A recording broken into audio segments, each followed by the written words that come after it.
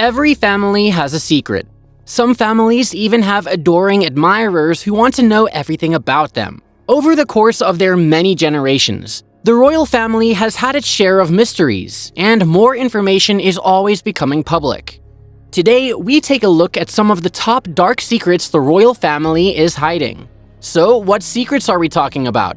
How wicked or insane are they? Let's find out. But before we start, how about you subscribe to the channel and hit that like button? Please also don't forget to turn on the notification bell for more amazing content. And now without further ado, here we go. Number 5. Prince Philip is obsessed with UFOs and aliens. For many years, Prince Philip has been obsessed with UFOs and aliens. His attention was piqued in 1955 after hearing of a spaceship encounter one of his staff members had at the Broadland estate in Rumsey, England from Lord Louis Mountbatten. The employee in question, Fred Briggs, claimed to have witnessed a man in overalls and a helmet emerge from a flying saucer that was hovering just above the Earth. Briggs asserts that after being thrown off his bicycle, he was impaled to the ground by an unknown force. He was certain that no one would believe him because, after all, he had never before believed in UFO stories himself.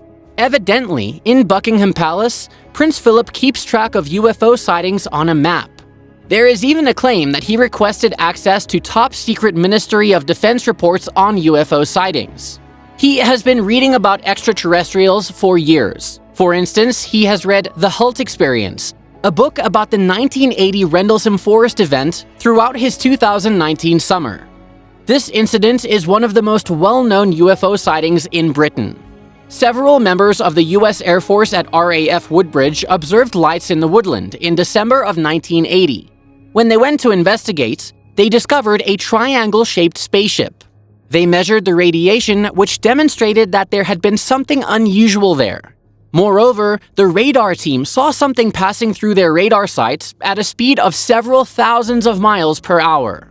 They said that the spaceship was on its way to the forest where the Air Force troops had observed it.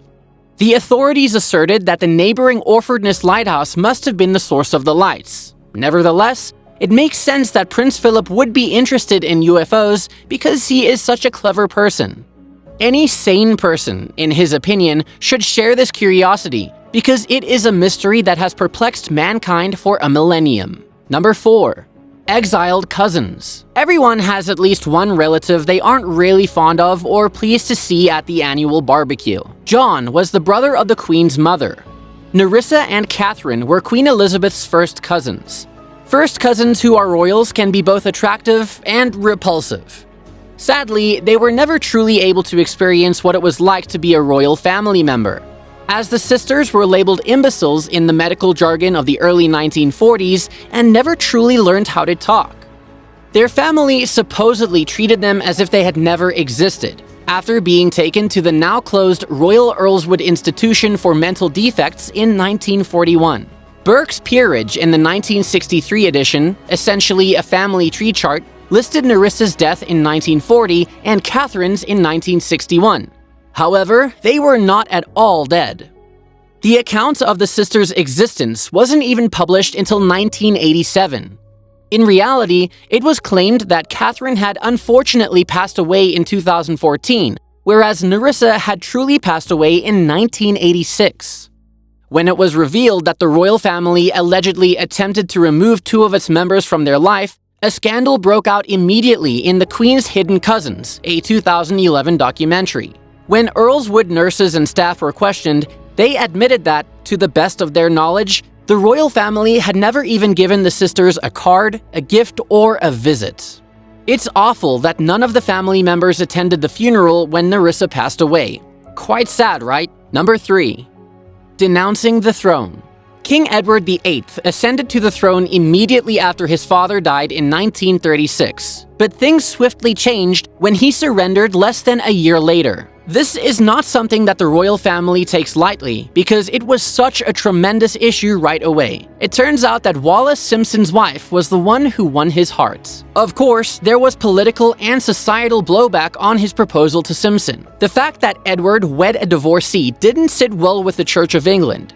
Edward was then obliged to surrender, which he had to approve before Edward and Simpson were married in 1937. They remained together until Edward's death, which occurred considerably later in 1972. I'd venture to say that it was quite worthwhile. Number 2. The father to Harry. Who is the father to Harry? Princess Diana acknowledged having a relationship with Major James Hewitt from 1986 to 1991. The timing of this affair coincided with Prince Charles's adultery on Diana with his present wife, Camilla Parker Bowles. James and Diana first met at a courtier's cocktail party. After she asked him to teach her horseback riding, their romance swiftly developed.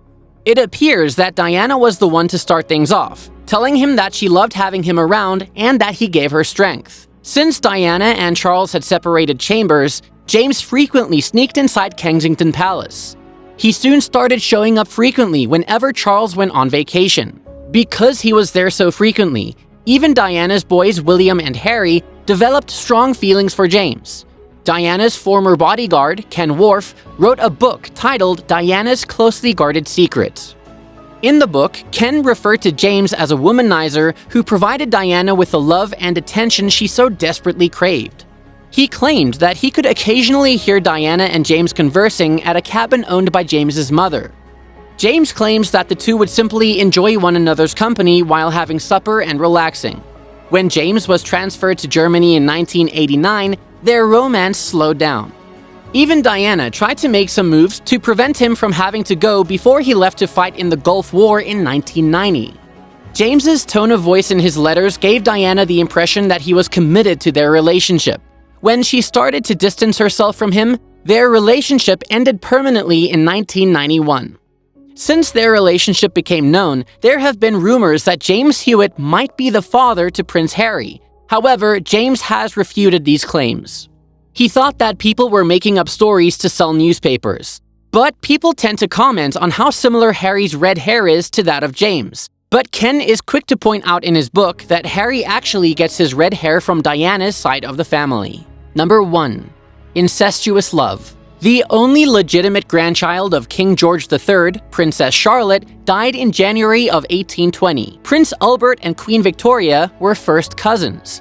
As a result, there was no other apparent successor. King George's single sons made frantic attempts to locate partners and conceive offspring in order to give the king a new heir. Prince Edward, King George III's fourth son, wed Princess Victoria of Saxe-Coburg-Sellafield in 1818. Before Edward died in 1820, they only had Victoria, who would grow up to become the queen. When Victoria first met Prince Albert on her 17th birthday in 1836, they immediately fell in love. She expressed in her diary how alluring she thought he was, even emphasizing physical similarities like their hair color. Despite their obvious attraction, it took them 3 more years before they finally met. In 1837, Victoria was crowned queen. She detested the notion of getting married, but this quickly changed when Albert visited the English court in 1839. After just 5 days, Victoria asked Albert to marry her, and he said yes. Albert's father and Victoria's mother were siblings. Victoria and Albert were born by the same midwife and were only 3 months apart in age. They were first cousins and wed in London's St. James's Palace in February of 1840. Their uncle Leopold, who assisted in preparing Albert to be Victoria's husband, had ardently supported their union. Typhoid fever was the cause of Albert's demise. However, it is now believed that digestive issues were the cause. Victoria struggled to cope with his death since she relied on him for everything and could not move on. Albert's rooms in each of their homes remained just as they had in the past. She even ensured that hot water was brought in every morning and that the towels and linens were changed every day.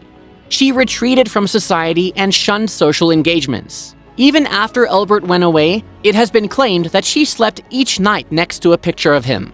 She lived in black, mourning for the remainder of her life, earning the nickname the Widow of Windsor. When Queen Victoria passed away in 1901, she was interred in the Royal Mausoleum Frogmore at Windsor Great Park beside Prince Albert. And that's a wrap.